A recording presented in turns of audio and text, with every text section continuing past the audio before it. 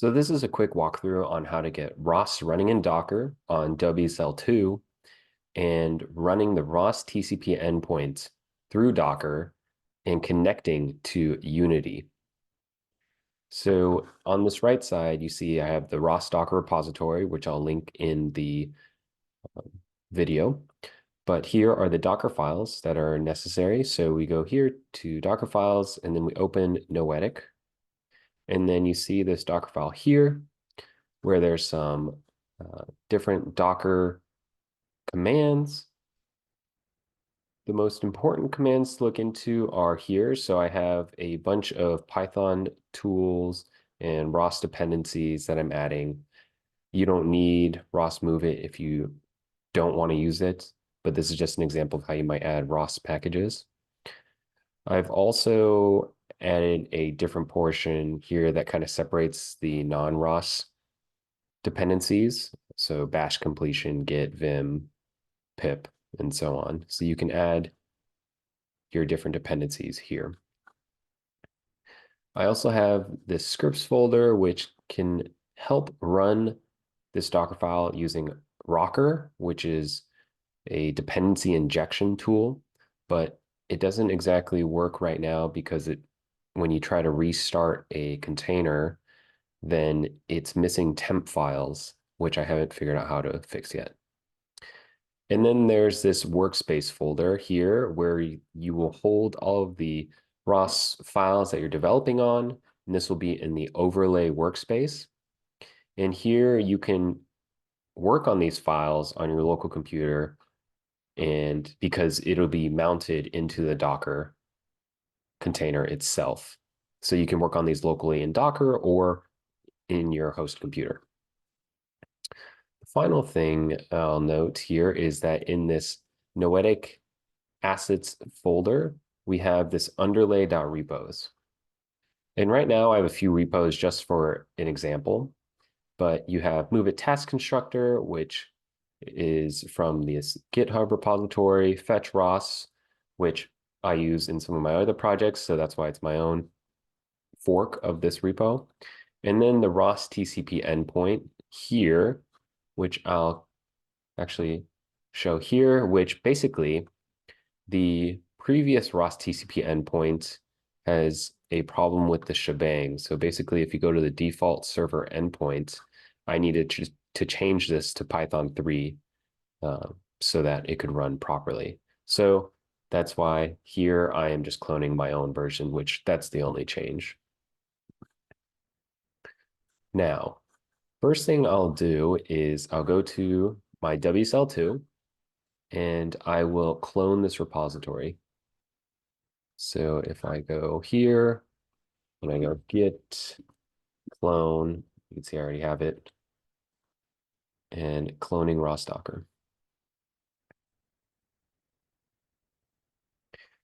Next, I'll change directories into ROS Docker, and I'll also go over quickly this make file. So this make file has different commands you can run, but basically what we'll have is we'll run this build ROS Noetic full command, which runs these two commands.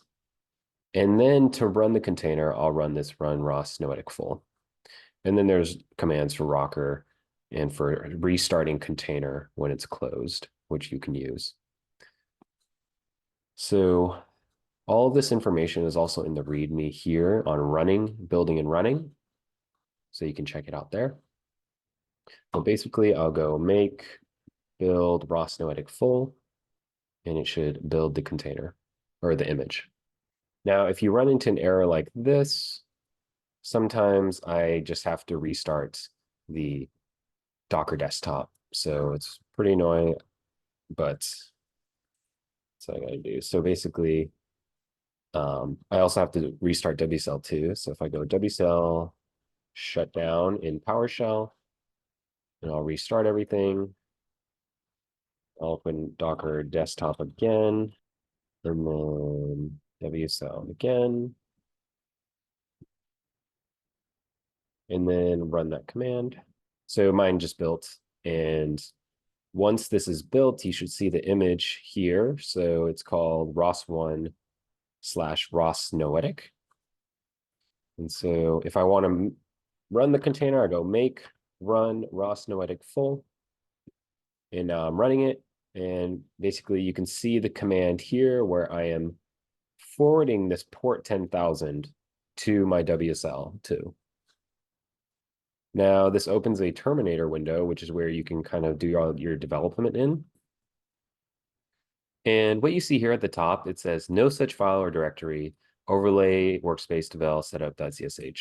This is because I'm sourcing this overlay workspace every time the container starts or a new window opens. But basically, you just need to change directories into source. And once we have that devel folder from building the workspace, it'll not show this error anymore. So what I do is go to Unity Robotics Hub. We're going to want to go to tutorials, and we're going to do the pick and place tutorial.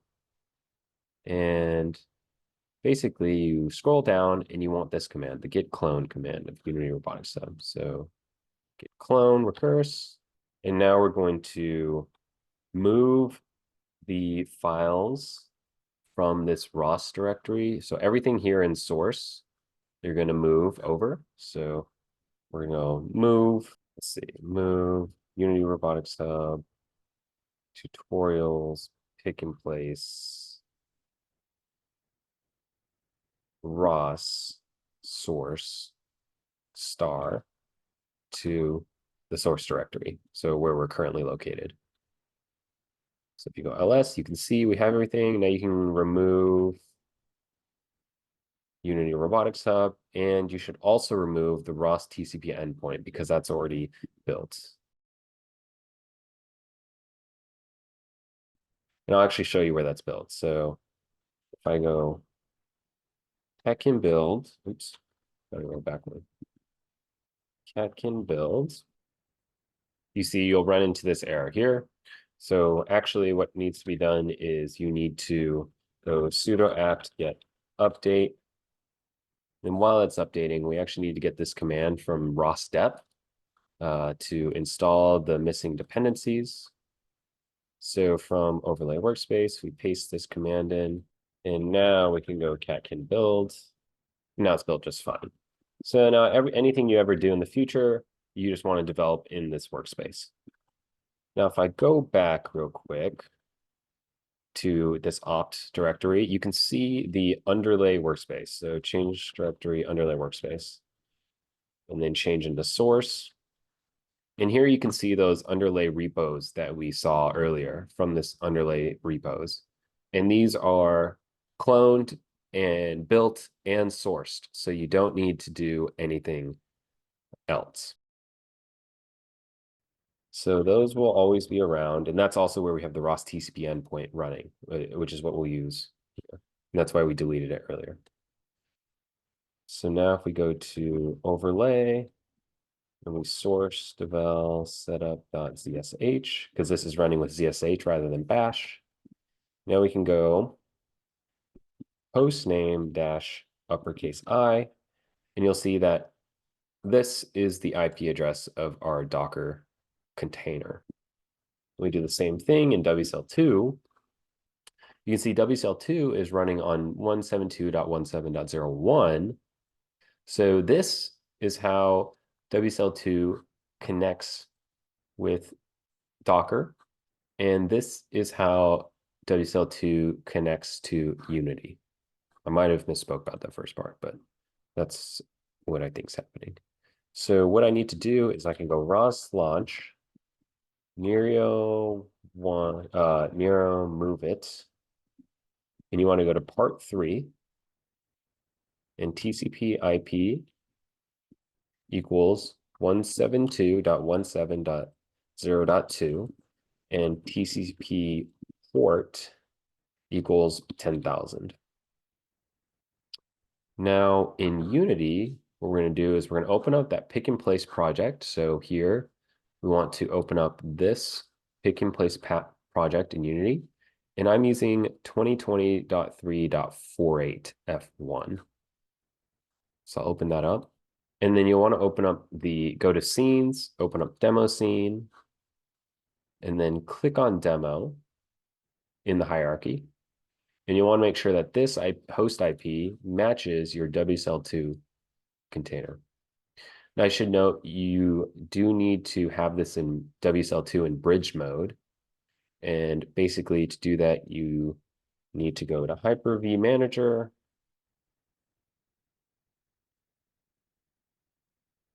Virtual Switch Manager, and create this virtual switch. And then in your Windows, you go to Users, your profile name, and then you'll need this WSL2 config file, which looks like this. And it needs to be located in this exact directory corresponding to yours. We should be good. So if I were to press enter in Docker, you should see you can start planning now. And now if I press play in Unity, you should see that it connects. And now the robot moves as expected from the demo.